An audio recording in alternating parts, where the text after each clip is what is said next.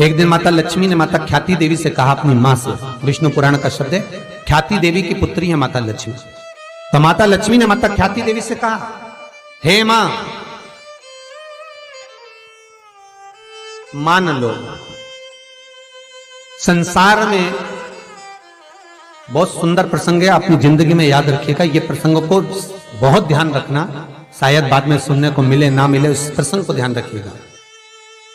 विवाह का मंडप जो लगता है, विवाह का जो मंडप लगता है, शादी का मंडप लगने पर विवाह का मंडप जब तक विसर्जन नहीं हो जाता, मोर छठ के दिन मोर ठंडे नहीं हो जाते, उस बीच में सौभाग्यवती नारी जो मंगल विवाह कर कराई होती है, उसका यदि कोई आभूषण खो जाता है तो उसको वंश बढ़ने में दिक्कत आती है। हमेशा याद रखें, स्वर्ण भाग उसके शरीर को दिया गया आभूषण, उसमें से अगर कोई वस्तु एक लौंग भी खोती है मोर छठ के पहले, अर्थात जब मोर ठंडे हो उसके पहले, मंडप ठंडा उसके पहले, तो वो उसके वंश बढ़ने में तकलीफ होती है, उसका वंश बढ़ने में दिक्कत, पुत्र प्राप्ति के लिए वंश को बढ़ाने में दिक्कत है। महाराज, स्वर्ण का कोई मायना नहीं है, पर दिक्कत उस बात की है कि वो चीज गई है तो उसका भाग मनुष्य को भोगना पड़ता है, मनुष्य को। इसलिए बहुत सावधानी हर चीज में। हम तो यहां तक करते, पूजन भी कर रहे हो, पाठ भी कर रहे हो, अर्चना भी कर रहे हो, भगवान की सेवा भी कर रहे हो, तो उसमें भी सावधानी रखें, उसमें भी सावधानी रखना। आपको लग रहा है कि बहुत तेज हवा चल रही है, बहुत तेज वायु चल रही है और मैं जो दिया लगाऊंगी वो ठंडा हो जाएगा, मत लगाओ। आपको लग रहा है कि ये मैं दिया लगाऊंगी ठंडा होगा, तो मत लगाइए। एक मन का दीप जलाइए, भगवान से निवेदन करो, हे भोलेनाथ, हे शंभु, हे त्रिकालदर्शी, हे कैलाशी, बहुत तेज वायु का संचार हो रहा है, मैं दीप नहीं लगा रही, पर यह मत सोचना कि मैंने दिया नहीं लगाया, मैं लेकर आई हूं, बाती भी है साथ में, पर बाबा इस दिए को मैं इसी मंदिर में रख कर जाती हूँ, कोई तो आएगा बाद में लगा कर जाएगा, मैं आज इस हृदय की बाती से, हृदय के दीप से आपको प्रसन्न करना चाहता हूं। मन मेरा मंदिर, आंखें दिया बाती, होठों की है थालियां, रोम फूल बाती। मैं आपको भाव से कहता हूं, 5 कारण हैं जिससे शंकर हमें प्राप्त हो सकते हैं अंतिम क्षण में। 5 कारण। पहला, अगर आप शंकर के मंदिर में जाकर 1 लोटा पानी चढ़ा रहे हैं तो शिव की कृपा आज नहीं तो कल, कल नहीं तो परसों, कभी मेरे बाबा की कृपा आप पर बनेगी जरूर। ये शंकर के ही शब्द देवऋषि नारद को हैं। दूसरा, देवऋषि नारद सब्सक्राइब करें हमारा चैनल। मस्तक पर त्रिपुंड धारण करता है, मस्तक पर त्रिपुंड लगाता है। हर एक वीडियो शिव कहते हैं उसको मृत्यु के पश्चात भटकना नहीं पड़ता। शंकर कहते हैं वो मेरे ही धाम पर, मेरे ही संग कैलाश पर आकर विराजमान हो जाता है।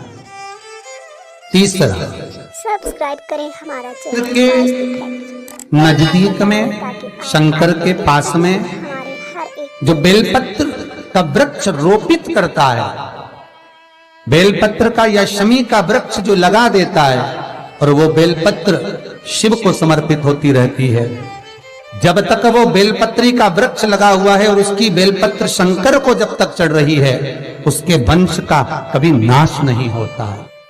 तीसरा, चौथा कारण कहा, देवऋषि नारद के सामने से निकलकर जो जीव चला जाता है, शंकर के द्वार से निकलकर शिव का शिखर मंदिर का देखकर जो निकल जाता है, उसका कार्य कभी अटक नहीं सकता। और 5वां कारण शंकर के स्मरण का स्वयं शिव देवऋषि नारद से कह रहा है, नारद, मृत्यु का भय होने पर व्यक्ति जब मृत्यु के भय में पड़ जाता है, कोई बीमारी, कोई रोग, कोई कारण, कोई एक्सीडेंट, कोई कारण में जब मनुष्य फंस जाता है, तो शंकर कहते हैं नारद, उसके मुख से, उसके स्मरण से, उसके परिवार के स्मरण से एक बार भी अगर दिल से मेरा नाम निकलता है तो मैं उस रोग को, उस कष्ट को, उस दुख को अपना जानकर उस कष्ट से निवारण कर दो। इसलिए हमारे यहाँ अगर किसी का एक्सीडेंट हो गया, कोई रोग हो गया, कोई बीमारी हो गई, कोई दुख आ गया, तो हमारे यहां तुरंत ब्राह्मण कहते हैं कि महामृत्युंजय का अनुष्ठान कराइए।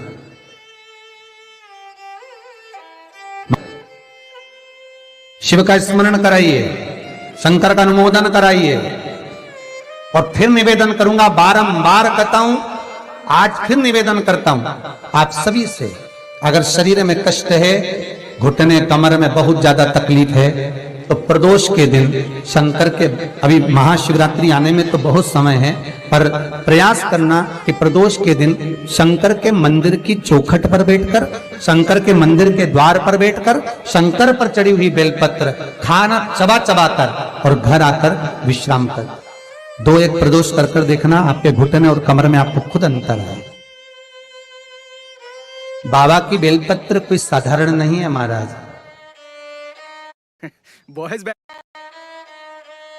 वो कहते क्या गुण है महाराज। ऐसा कोई रोग, ऐसी कोई बीमारी, ऐसा कोई क्षण, ऐसी कोई तकलीफ जिसको वो बेलपत्र ठीक ना करे।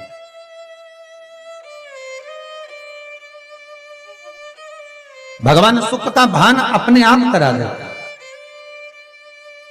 जब माता पार्वती जी के साथ में भगवान शंकर का हिमालय राज की नगरी में जब मंगल विवाह होता है, पार्वती मैया भगवान शंकर को पाने के लिए अपनी सखियों के साथ एक गुफा में प्रवेश कर कर शिवलिंग का पूजन करती है, जैसे हरतालिका तीज का पूजन माताएं करती हैं, पूजन करती हैं।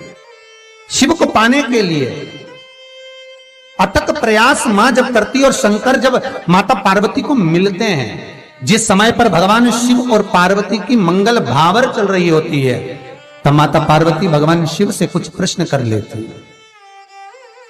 हे भोलेनाथ, हे शंभु, हे त्रिकालदर्शी कैलाश, मेरे मन के कुछ संशय जिनको मैं भावर के समय पर मिटाना चाहता हूं, जिनको मैं इस भावर के समय पर आपसे श्रवण करना चाहता हूं, मेरे वो संशय आप मिटा दें। पार्वती, ऐसा कौन सा संशय है तुम्हारे भीतर जिसको आप सुनना चाहती हो? पार्वती जी कहती हैं, शिव, वो संशय केवल आप ही समाप्त कर सकते। और बाबा भोलेनाथ जी से माता पार्वती ने कुछ 3 संशय हैं जो माता पार्वती शंकर जी से कहती हैं। पहला संशय माता पार्वती का कि भोलेनाथ, संसार में जिस कन्या का वर के साथ में विवाह होता है, उस विवाह के समय पर वो वर और कन्या किस रूप में रहते हैं? शंकर जी कहते हैं वो वर कन्या में मेरा ही प्रतिबिंब पाया जाता है। क्या कहते हैं कि दूल्हा जो बना है, दुल्हन जो बनी है, वो शंकर और पार्वती का ही प्रतिबिंब है। इसलिए उनसे कहा जाता है तुम इतने दिन कोई काम ना करिए, आराम करिए, भगवत भजन धारण करिए, हल्दी लग गई है तो ये कार्य ना करिए, वो शिव का ही प्रतिबिंब है। दूसरा कारण कहा, जगत संसार में जब संपदा की कमी होती है, जगत संसार में जब लक्ष्मी की कमी होती है, जगत संसार में जब वैभव की कमी होती है, तब वो वैभव प्रदान करने वाला कौन है? शंकर कहते हैं पार्वती, जिस समय पर वैभव और संपदा की कमी हो, पार्वती, संसार का मनुष्य यदि मेरे चरणों का स्मरण करता है, मेरे चरणों का स्मरण करता है, शंकर कहते हैं मैं चोर को जो कुबेर बना सकता हूं, उस कुबेर को उसके घर पर भी भेज सकता हूं, बस मेरे चरणों का स्मरण करे। जब दुख हो, तकलीफ हो, कष्ट हो, वो स्मरण करे।